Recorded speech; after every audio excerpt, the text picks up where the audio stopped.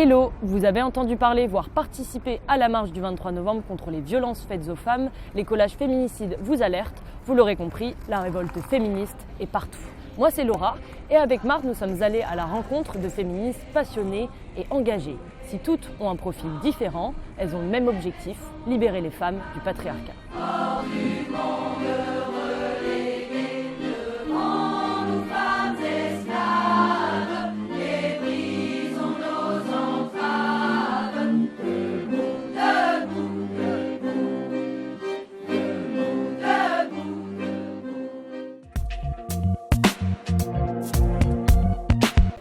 Du coup, moi c'est Clara. Alors moi je m'appelle Cathy Wulstecker, je suis militante chez Nous Toutes. Bonjour, je m'appelle Thiel, j'ai 34 ans. Je m'appelle Hélène Delmer, je suis peintre. C'est Mani, j'ai lancé un podcast sur les femmes. Moi j'ai pas d'événement marquant, je pense que c'était une somme de petites choses et puis je pense que j'étais au bon moment, au bon endroit, c'est-à-dire en zone urbaine. À un moment où les idées féministes commençaient à reprendre de l'ampleur, c'est-à-dire 1 ou 2 ans avant le MeToo. Je pense que j'ai toujours été féministe, toujours été révoltée par les injustices qui touchent les femmes. Pour moi, ce qui a été le déclic, je pense, c'est les échanges que j'ai pu avoir avec Caroline De Haas et avec qui on a pu échanger sur cette question. Elle a lancé en janvier 2018 un appel pour demander, qui est motivé pour organiser des réunions dans son coin, en fait, dans sa ville, pour essayer de mettre en place un grand mouvement d'ampleur de lutte contre les violences sexistes et sexuelles. Puis ça, c'est le début, l'embryon de ce qui est devenu le mouvement Nous Toutes, et ce qui a donné une première marche en novembre 2018, le 24 novembre 2018. Je sais pas s'il y a eu un moment clé, en fait c'est juste qu'autour de moi, j'ai des amis féministes, puis tout simplement des amis qui ont vécu tout ce dont on parle, des filles qui se font violer, c'est des choses au quotidien en fait. Quand on parle de minorité, on parle principalement d'afroféminisme, on parle aussi très peu, mais on en parle un peu de féminisme musulman.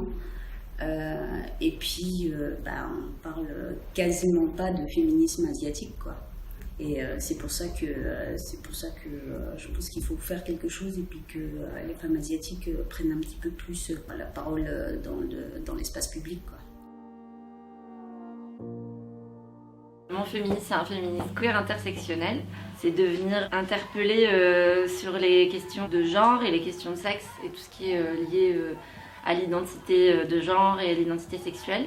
L'idée de venir ajouter le mot queer et le mot intersectionnel, c'est de venir spécifier le fait que le féminisme occidental a été blanc, bourgeois et très essentialiste dans les premières vagues, on va dire.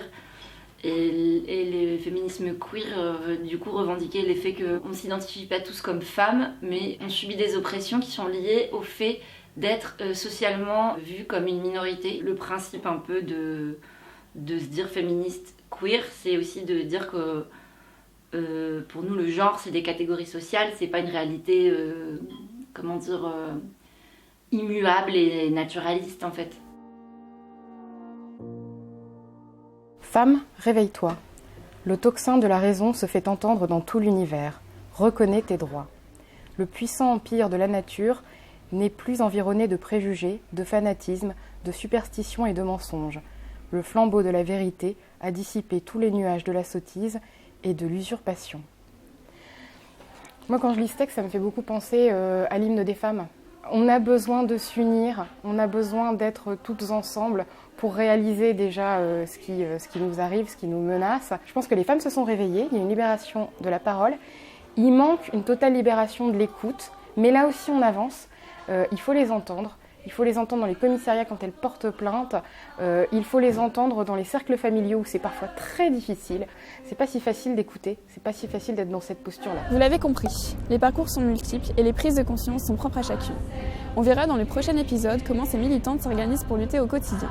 N'hésitez pas à réagir en commentaire et à aller voir les autres vidéos disponibles sur le site Les Haut-Parleurs.